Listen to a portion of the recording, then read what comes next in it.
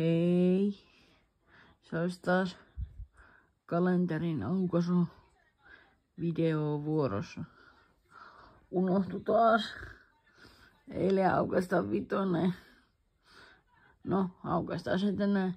Ja sitten tänään on myös kutonen. Ja hyvää itsenäisyyspäivää kaikille, moi!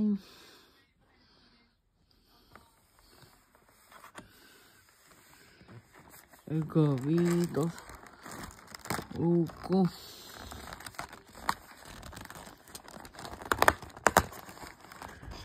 Seköhän sieltä tulee. Oho.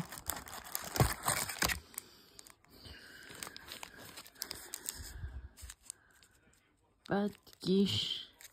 Se oli vitosen luukku. Sitten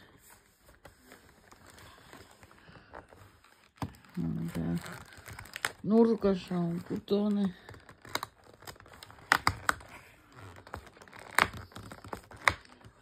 Oho.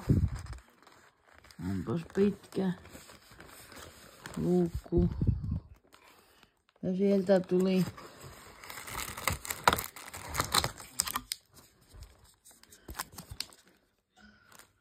Fazerin maitosuklaa valkoinen.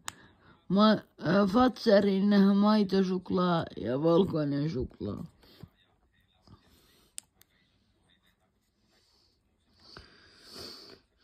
Ja tämmöiset tällä kertaa.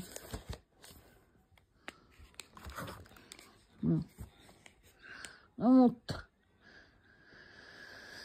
Niin kuin sanoin äsken, niin hyvää itsenäisyyspäivää kaikille. Ja viettäkää oikein rauhallinen itsenäisyyspäivä. Ei kai mulla muuta. Moi moi!